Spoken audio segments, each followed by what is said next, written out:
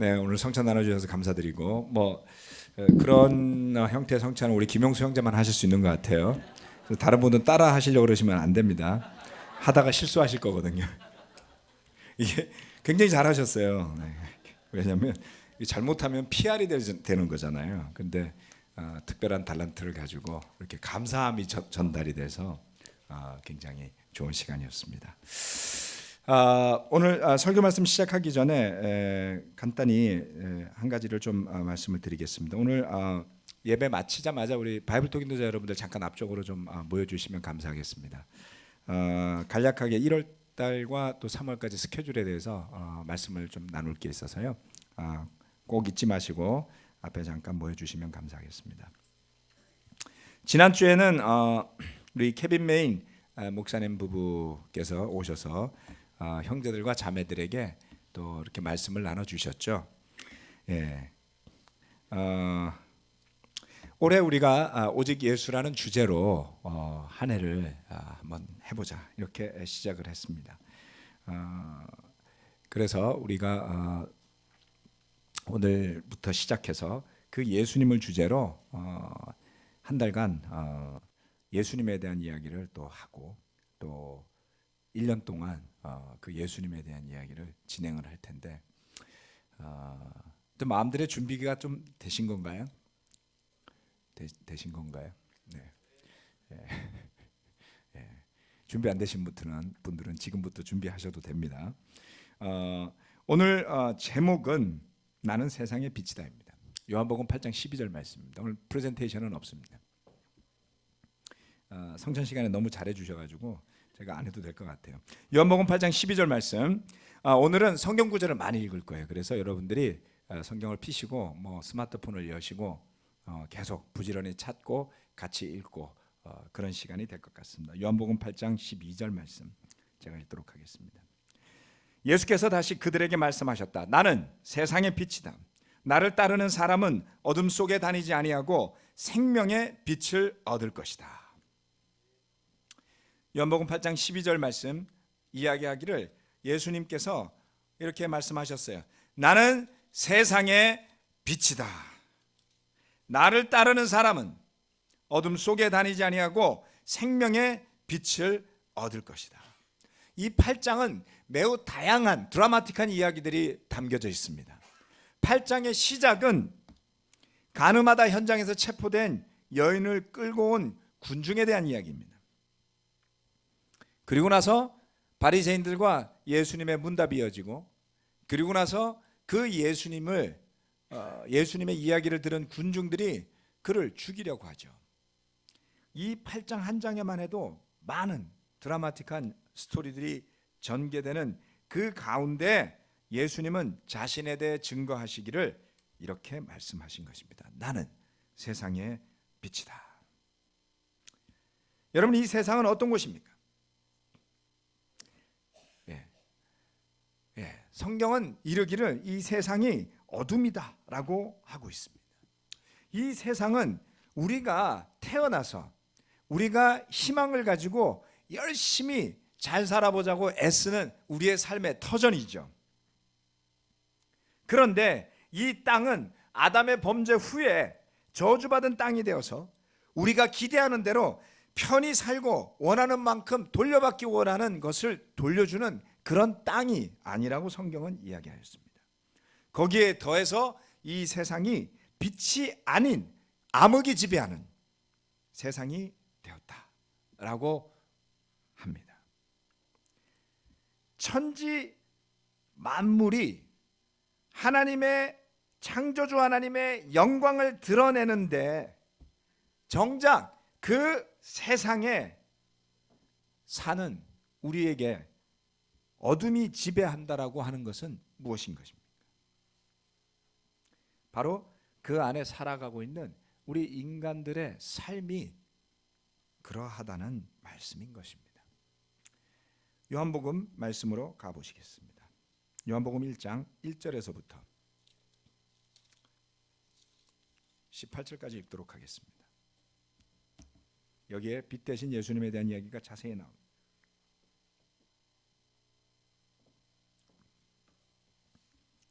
태초에 말씀이 계셨다. 그 말씀은 하나님과 함께 계셨다. 그 말씀은 하나님이셨다. 그는 태초에 하나님과 함께 계셨다.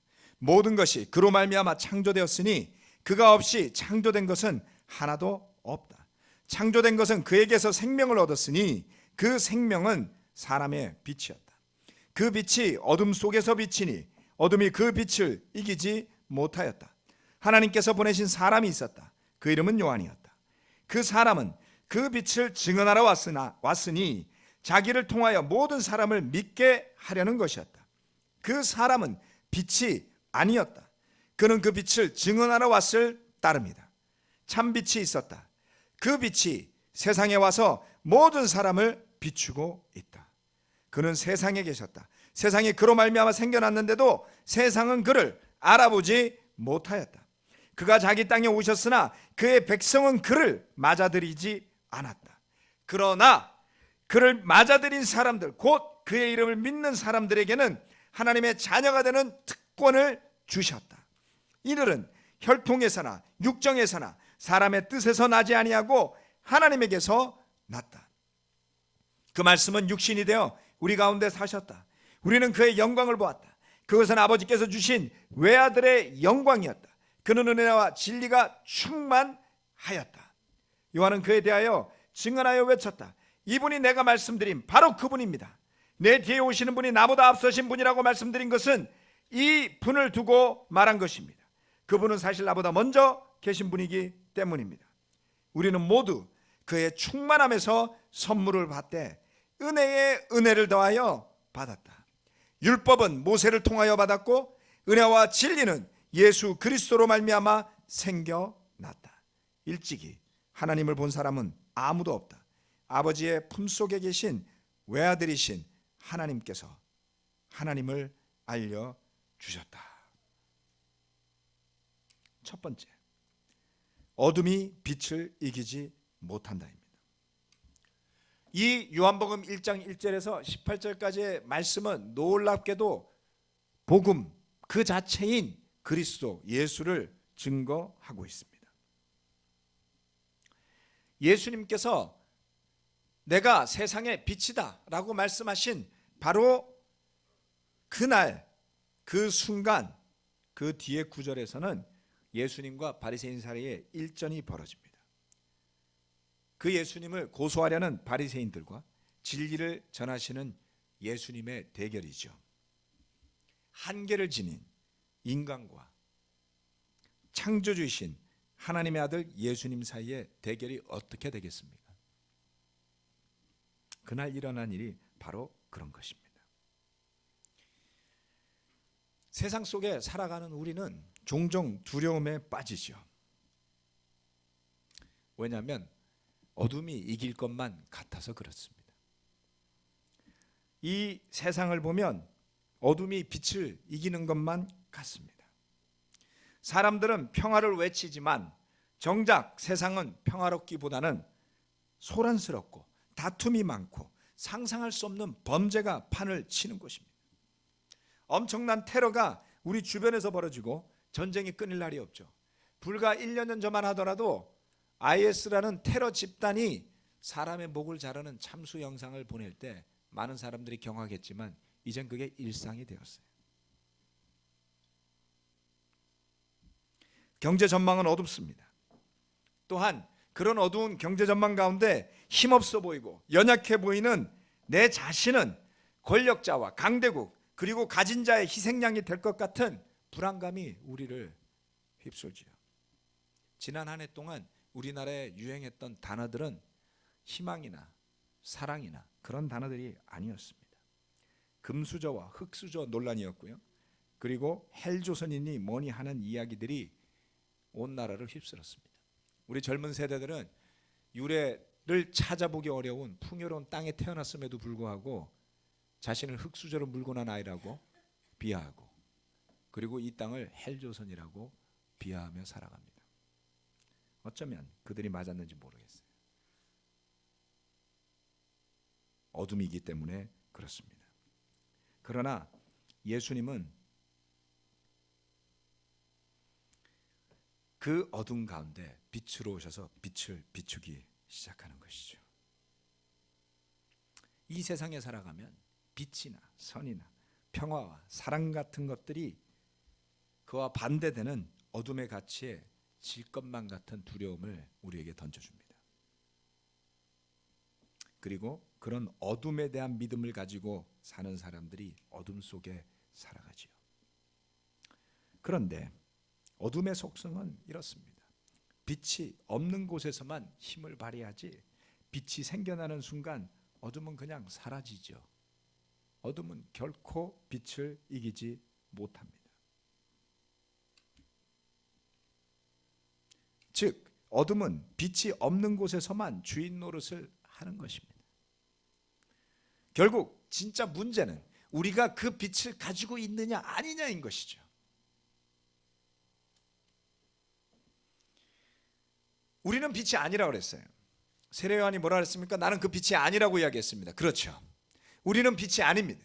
그러나 우리가 예수 그리스도를 믿음으로 말미암아 그 빛의 자녀가 되어서 우리에게도 빛이 생기는 것이죠. 우리 자신들은 보배가 아닙니다.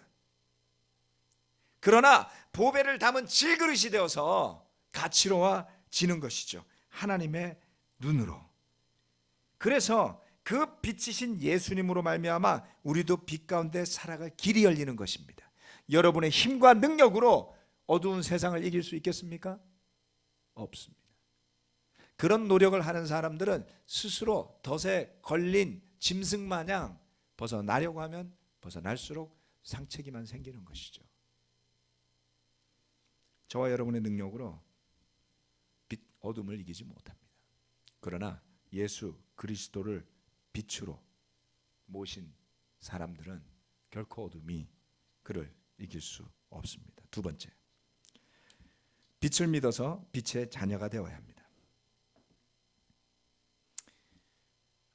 이 어두운 세상에 참 빛이 내려와서 비추고 있지만 사람들은 그 빛을 알지 못했다라고 이야기를 하고 있습니다. 요한복음 12장으로 가보겠습니다. 요한복음은 온통 예수님에 대한 증거로 가득 차 있습니다.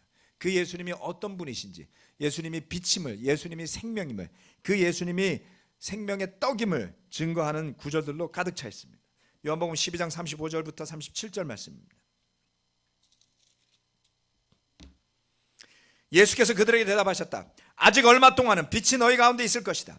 빛이 있는 동안에 걸어다녀라. 어둠이 너희를 이기지 못하게 하여라. 어둠 속을 다니는 사람은 자기가 어디로 가는지를 모른다. 빛이 있는 동안에 너희는 그 빛을 믿어서 빛의 자녀가 되어라. 아멘. 빛을 믿어서 빛의 자녀가 되라고 했어요. 예수께서 그들에게 많은 표징을 행하셨지만 37절 말씀은 뭐라 그러냐면 그들이 예수님을 믿지 않았다고 그랬어요. 기적을 눈앞에서 행해도 믿기 싫은 사람은 안 믿어요. 여러분 이 가운데 혹시라도 아직도 예수님을 보면서 고개를 갸우뚱하는 분들이 계십니까? 그렇다면 분명하게 저는 오늘 짚고 넘어가고 싶습니다. 주님은 말씀하시기를 아직 빛이 있는 동안 그 빛을 믿어야 한다고 말씀하셨어요. 그렇지 않다면 어둠이 우리를 이기고 우리는 어둠 속에 다니는 사람이 된다고 하셨습니다. 그런 자는 자기가 어디로 가는지를 모른다 그랬어요.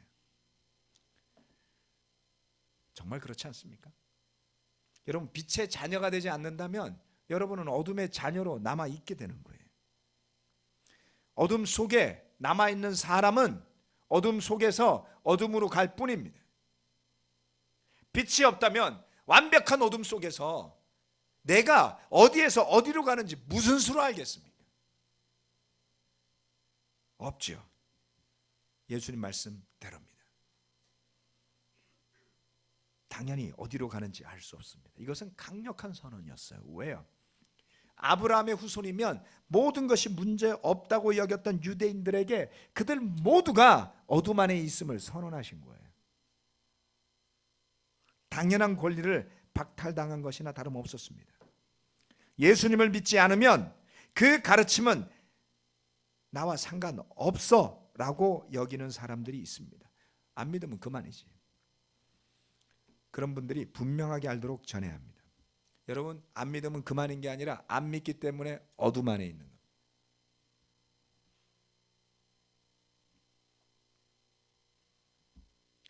그러면 비단에 있는 당신하고 나하고 무슨 차이가 있냐고요? 하나님 앞에 가서 물어보세요.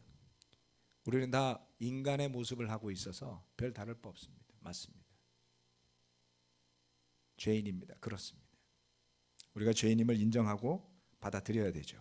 물론 더 선해지고 더 아름답고 좋은 일을 하도록 노력해야 되지만 그것만이 모든 것은 아닙니다. 물론 성령의 열매를 맺어가면서 변화되는 모습도 있겠지만 너무나 중요한 것은 이 예수님의 말씀에 주목해야 한다는 것입니다. 그 빛을 바라보고 그 빛을 사모하고 그 빛을 누리는 사람들이 복이 있다는 것입니다. 저와 여러분의 능력으로는 빛을 만들 수 없습니다. 빛을 믿어서 빛의 자녀가 되십시오.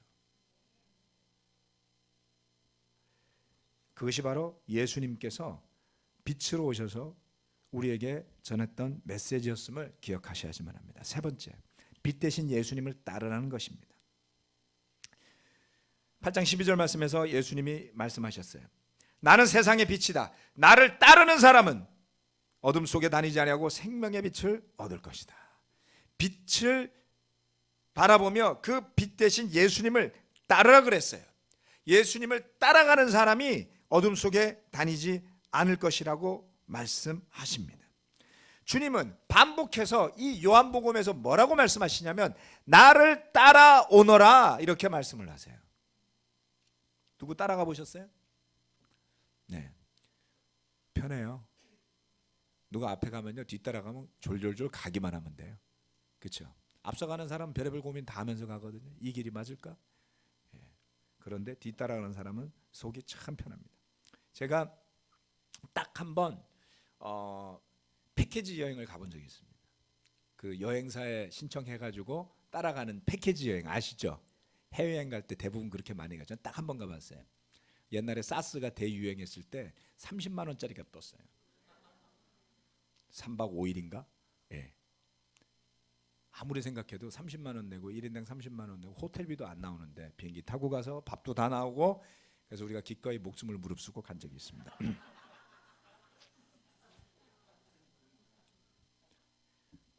그런데 이 패키지 여행이 장점이 있더라고요.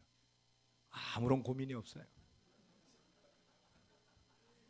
모이라 그러면 모이고 먹으라 그러면 먹고 쉬고 오라 그러면 가서 자고 다시 모이라 그러면 모이고 그러는 사이에 시간이 흘러가더군요. 굉장한 메리트가 있었습니다. 항상 저는 여행을 가면 제가 다 계획하고 준비하고 잘못하면 욕먹을 각오를 하고 노심초사 준비했었거든요. 그래서 누가 궁시렁거리면 되게 힘들어요. 주로 가족들이죠. 얼마나 있어서 준비했는데 패키지 여행은 그런 위험이 없잖아요. 그냥 따라가면 되잖아요. 여러분 예수님이 반복해서 나를 따라오라고 말씀하세요. 그런데 이 말은 예수님을 믿는다는 것과 어떤 차이가 있는 거죠? 믿는 것과 예수님을 따라가는 것. 요한복음 12장 42절 말씀을 한번 봅시다. 지도자 가운데서도 예수를 믿는 사람이 많이 생겼으나 그들은 바리새파 사람들 때문에 믿는다는 사실을 드러내지 못하였다. 그것은 그들이 회당에서 쫓겨날까 봐 두려워하였기 때문이다. 그들은 하나님의 영광보다도 사람의 영광을 더 사랑하였다. 이들은 예수님의 기적을 보고 그 가르침을 보고 예수님을 믿었어요. 믿는 사람들이죠. 그런데 두려워서 드러내지 않습니다. 그런 그들을 하나님의 영광보다도 사람의 영광을 더 사랑하였다고 했습니다. 그들이 예수님을 따라간 것일까요? 그렇지 않습니다. 그들은 예수님을 따르지 않았어요. 믿었어요. 이런 믿음으로 구원받을 수 있겠습니까? 심각하게 생각해 봐야 될 주제가 여기 있는 것입니다. 믿기만 하면 구원받는다고 가르치는 교회들이 많습니다. 요한복음 조금 전에 읽었죠. 1장 12절 말씀에서 뭐라 그랬냐면 그 이름을 믿는 사람들에게는 하나님의 자녀가 되는 특권을 주셨다. 그래서 구원받았다고 가르쳐요. 근데 그 믿음이 뭘 의미하는지 설명하지 않으면 사람들은 마음 편한 대로 이해하고 돌아갑니다.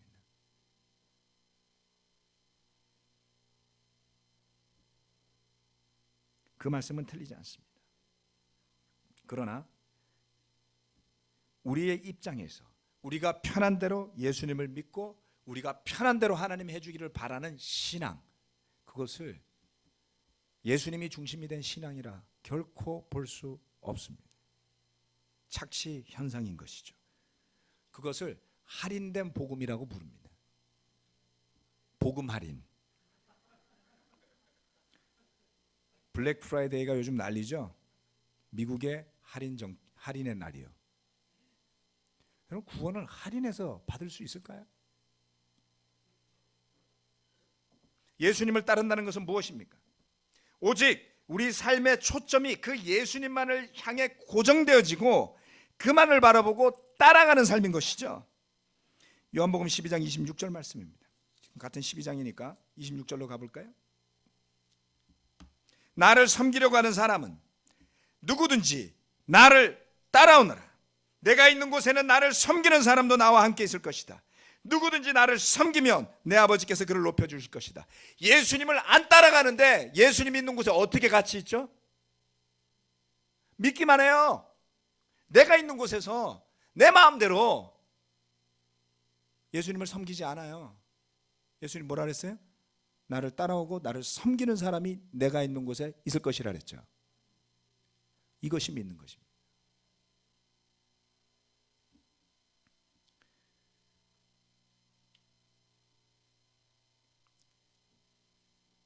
모든 것을 버리고 예수님을 따르라는 누가복음의 말씀이나 지금 이 요한복음의 말씀이나 분명하게 한 가지를 지향하고 있는 것을 볼 수 있습니다. 예수님이 모든 것이 되어야만 하는 것이죠. 여러분,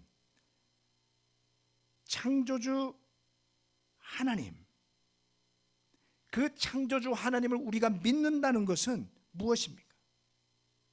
이 온 우주의 창조주라는 것을 믿는다면 그게 진짜인데 뭘 위해서 우리가 살아가야 되는 것이죠? 그 하나님이 창조하신 그 땅 위에 우리가 살아가는데 우리가 누리는 그 어떤 것과도 가치 있고 소중하고 영광스럽고 높은 존재가 그 창조주 하나님과 우리의 주님이신 예수 그리스도가 아닌가요? 그렇죠. 여러분들은 그것을 믿고 고백하고 세례받은 사람들이에요. 어둠이 여러분을 뒤덮게 하지 말아야 합니다. 어둠이 우리를 지배하게 하지 말라고 그랬어요. 예수님이. 언제 그렇게 될 수 있을까요? 예수님만 보고 따라가면 되는 거예요. 몽골에 갔을 때 앞에 사진 좀 보여주실래요? 시스템실. 제가 밴드에다 올렸던 사진 한 장이 있습니다. 네. 지금 뒤에 보이는 사진은 한국에 6년간 있었던 오토노 자매 어머니, 여기 어머님이세요. 그리고 그 옆에는 지금 몽골교회 인도하는 반투 자매 아내 사이나 자매입니다.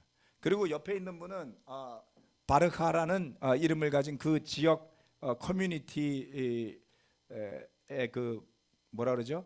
말하자면 이제 우리나라 말로 하면 동장 같으신 분이세요. 예, 공무원으로 평생을 사신 분이에요. 이분이 이 집에 와서 성경을 공부하고 있었습니다. 제가 도착했을 때 이처럼 그 지역 사회에 있는 여성 두 분과 또 그 여자분의 딸이 성경을 공부하고 있었어요. 이분은 전혀 예수님을 알지 못했습니다. 그런데 어느 날 남편이 교통사고로 죽었어요. 절에 다니고 있었는데 그 이후로 절을 다니지 않게 되었다고 합니다. 그러다가 우리 오기 자매의 남편 간수 오기, 이 가정을 통해 가지고 예수님에 대한 소식을 듣게 됐어요. 그래서 매번 그게 뭔지는 잘 모르지만 와서 예수님에 대한 소식을 그 집에 와서 듣고 차 한잔 마시고 이야기하면서 갔습니다. 그렇게 와서 예수님을 알게 되고 믿게 됐어요. 제가 갔을 때 같이 제자에 대한 공부를 했습니다. 예수님을 따라가겠냐고 기꺼이 따라가겠다고 했어요.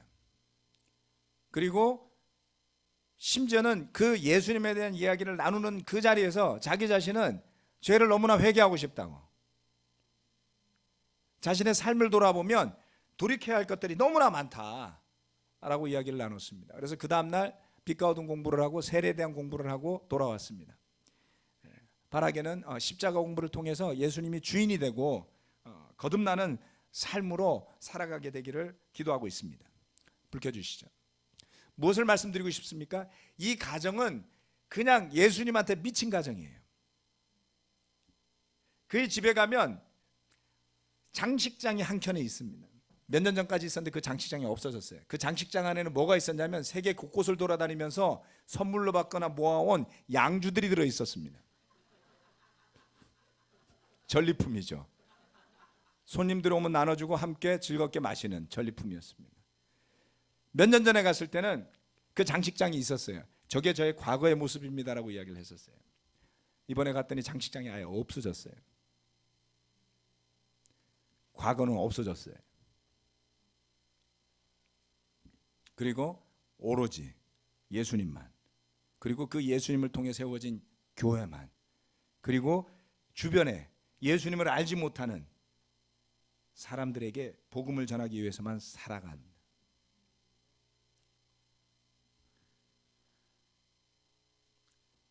여러분, 우리는 너무 바쁠 때가 많아요. 먹고 사는 건요, 하나님이 하게 해주신다고 그러셨어요. 그리고요, 이 땅은 저주를 받아서 아무리 일해도 편하게 먹고 살게 해주지 않을 거라고까지 말씀하셨어요. 그런데 우리는 끊임없이 그 말씀을 잊어버려요. 세상이 우리를 힘들게 한다고 생각하죠. 아담을 욕하세요. 그리고 마음을 돌이키세요. 힘들게 일하시는 거 당연한 겁니다. 편하게 일하실 수 없어요. 그러나 그게 다가 아니라는 것이죠. 이 세상에 희망을 두지 말고 오직 예수님께 희망을 두라는 것입니다. 여러분, 같이 생각해 봅시다. 예수님이 오신 이후로 이 세상이 얼마나 더 밝아졌을까요? 더 선해졌을까요? 그렇지 않죠. 그래서 통일교는 그 예수님을 실패라고 불렀어요. 하나님의 아들이 내려왔는데 왜 세상이 변하지 않았냐고요. 인간의 논리로 보면 예수님은 실패하신 거예요. 그렇지 않습니다. 시간이 갈수록 깨닫는 것이 있습니다. 이 세상이 여전히 어둠 안에 있다는 것입니다. 하나님이 왜 그렇게 했는지 저는 모르겠어요. 우리는 죽을 때까지 모를 거예요. 그죠? 우리는 알지 못해요. 하나님이 만들어주신 세상 안에 살 뿐이에요. 그거를 뛰어넘을 만큼 대단한 존재는 나올 수가 없겠죠. 바벨탑을 쌓는다 할지라도 하늘에 닿지 못했습니다. 닿을 수 없죠. 여러분, 생각해 봅시다. 이 세상이 하나님의 은혜로 지속되는 한 복음의 빛은 언제든지 빛날 것입니다. 그러나 그 빛을 믿고 따라가는 사람들은 언제나 소수에 불과하다는 것입니다. 우리는 그 은혜를 더 나누고 싶고 더 많은 사람에게 다가가고 싶고 그 기쁨을 더 많은 사람들이 알기를 소망하고 그것을 위해 노력하지만 여전히 그 길은 예수님이 말씀하신 것처럼 좁은 길일 것이라는 것이죠. 여러분, 그 빛을 믿었습니까? 아멘. 뭐 이렇게 소심하세요? 큰일 났네. 자, 그 빛을 믿었습니까? 아멘. 그 빛의 자녀가 되었습니까? 아멘. 그렇다면 이 한 해에 우리의 마음과 뜻이 오직 그 예수님을 향해 고정되어서 그 빛을 마음껏 누려야만 하는 것입니다. 지난주 주중 예배 때 제가 사도행전 4장 말씀을 나누었습니다. 그 말씀을 나누고 설교를 마치겠습니다. 못 들으신 분들이 많기 때문에 사도행전 4장.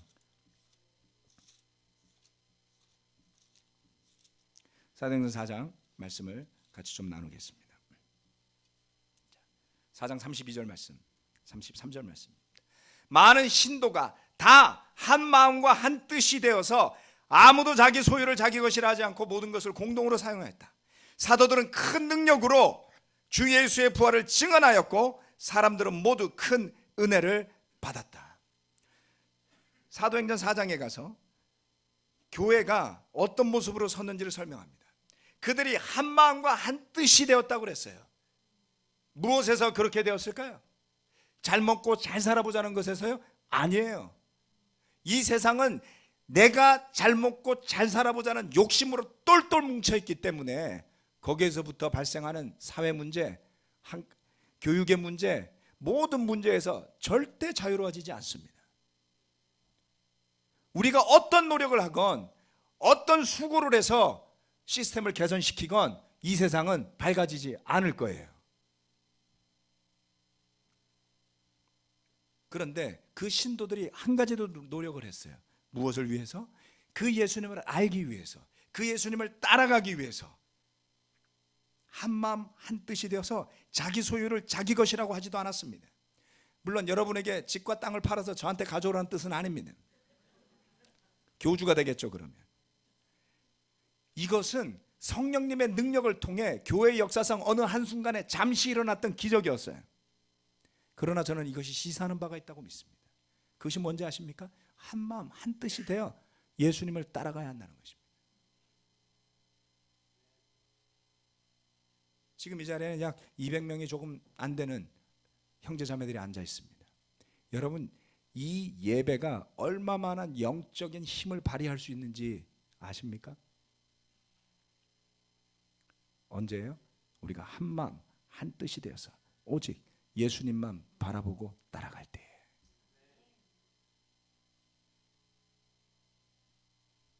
모두가 그처럼 한 마음 한 뜻으로 그 예수님을 빛으로 따라간다면 어마어마한 기적이 이 가운데 일어날 것입니다. 저는 그것을 위해 기도하고 있습니다. 저도 정신이 오락가락할 때가 있어요. 산만해질 때가 있습니다. 그러나 다시 한번 올해 전심전력해서 우리가 한마음 한뜻으로 예수님을 바라볼 때 주님께서 우리 가운데 어떤 기적을 일으키실지를 기대하며 시작해 보시기를 권합니다. 놀라운 일이 일어날 때 우리가 주님만 찬양하면 되잖아요. 그렇죠? 네, 그렇게 해보자는 것이죠. 청년부가 어떻게 살아날지, 장년부가 어떤 모습으로 또 더 성장하시고 변화하실지, 네, 캠퍼스와 팀과 우리의 능력으로 할 일이 많지 않습니다. 주님만 따라가면서 하나님께서 일으킬 기적을 기대하시는 한 해가 되기를 바라면서 말씀 마치겠습니다. 아멘.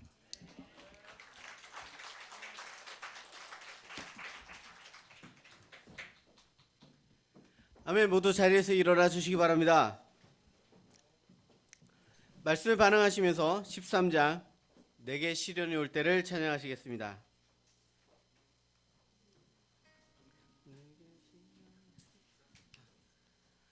내게 시련이 올 때 이해할 수 없지만 모든 일들